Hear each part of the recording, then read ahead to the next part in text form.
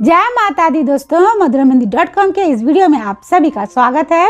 आज के इस वीडियो में जानेंगे कि साल 2026 में कब है अनंत चतुर्दशी, क्या है शुभ मुहूर्त, जानेंगे पूजा विधि और इसके महत्व को। तो इन सभी जानकारियों को जानने के लिए आप सभी वीडियो पूरा देखिए। हिंदू पंचांग के अनुसार भाद्रपद माह की शुक्ल पक्ष की चतुर्दशी को अनंत चतुर्दशी मनाई जाती है। इस दिन भगवान विष्णु की पूजा करने का विधान है।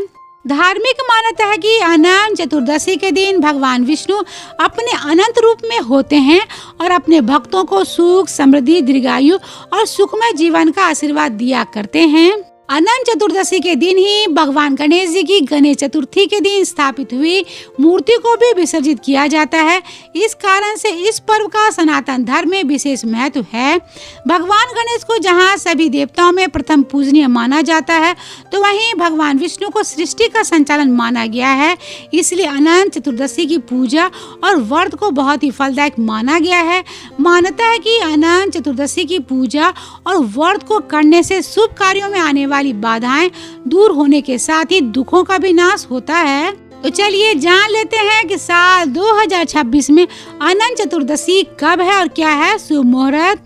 पंचांग के अनुसार अनंत चतुर्दशी हर साल भाद्रपद माह के शुक्ल पक्ष की चतुर्दशी को मनाई जाती है और इस साल भाद्रमास माह के शुक्ल पक्ष की चतुर्दशी तिथि की शुरुआत होगी 24 सितंबर 2026 दिन गुरुवार की रात्रि के 11:18 से लेकर 25 सितंबर 2026 दिन शुक्रवार की रात्रि के 11:06 तक। ऐसे में 2026 में अनंत चतुर्दशी 25 सितंबर 2026 दिन शुक्रवार को मनाई जाएगी। तो चलिए अब जान लेते हैं अनंत चतुर्दशी की पूजा के शुभ मुहूर्त को। साल 2026 में अनंत चतुर्दशी की पूजा का शुभ मुहूर्त रहेगा 25 सितंबर 2026 दिन शुक्रवार की सुबह 6:11 से लेकर रात्रि के 11:06 तक, यानी कि कुल अवधि रहेगी 16 घंटे 55 मिनट की। आइए आप जानते हैं अनंत चतुर्दशी की पूजा विधि को। अनंत चतुर्दशी के दिन सुबह जल्दी उठकर स्नान आदि करके साफ स्वच्छ वस्त्र को धारण करें। हो सके तो पीले रंग के वस्त्र को पहने। घर की पूजा घर की अच्छे से सफाई करके गंगा जल का छिड़काव करने के बाद व्रत का संकल्प लेकर कलश को स्थापित करें। कलश में एक बर्तन को रखकर उसमें कुश से निर्मित अनंत की स्थापना करें। अगर कुश से अनंत बनाना संभव नहीं हो रहा हो तो वहां पर भगवान विष्णु की तस्वीर या फिर उनकी मूर्ति को भी रख सकते हैं। अब अनंत रक्षा सूत्र को तैयार करने के लिए एक धागे को कुमकुम, केसर और हल्दी से रंग कर उसमें 14 गांठ को लगाकर भगवान विष्णु की तस्वीर या फिर मूर्ति के समक्ष रख दें। परिवार में जितने भी सदस्य हैं उतनी संख्या में अनंत रक्षा सूत्र तैयार करके भगवान विष्णु की मूर्ति या फिर तस्वीर को अर्पित करें। इसके बाद हल्दी, अक्षत, फूल, फल निवेद से भगवान विष्णु की पूजा अर्चना करने के बाद अनंत चतुर्दशी की कथा को पढ़ें या फिर सुनें। इसके पश्चात विष्णु सहस्त्र नाम का पाठ करें और अंत में भगवान की आरती करें।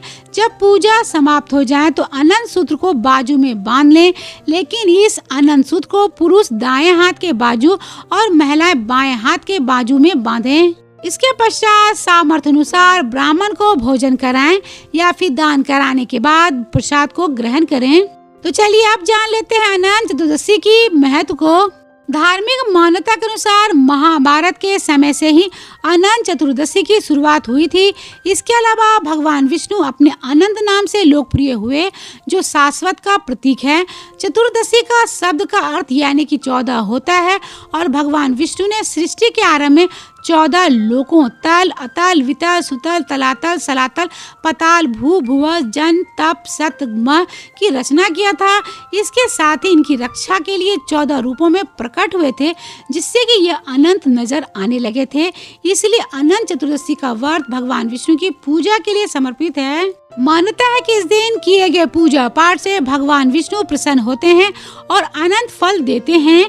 कहा जाता है कि अगर श्री विष्णु सहस्त्र नाम का स्रोत का पाठ अनंत चतुर्दशी के दिन किया जाए तो सभी मनोकामना पूर्ण होती है। इसके साथ ही हर तरह के दुख और दर्द और परेशानियों से भी मुक्ति मिलती है। उम्मीद करती हूँ कि आप सभी को अनंत चतुर्दशी से जुड़ा हुआ ये वीडियो पसंद आया होगा। इसे लाइक करें, शेयर करें और कमेंट बॉक्स में जय श्री कृष्ण जरूर लिखें। अभी के लिए बस इतना ही, लेकिन चैनल को सब्सक्राइब जरूर कर लीजिएगा, जिससे कि आप सभी को समय समय पर ऐसे पर्व और त्योहारों से जुड़ी जानकारियाँ मिलती रहे। तो मिलते हैं madhuramehndi.com के अगले वीडियो में एक ऐसी नई जानकारी के साथ। तब तक आप अपना और अपनों का ख्याल रखिएगा। ओम नमो भगवते वासुदेवाय।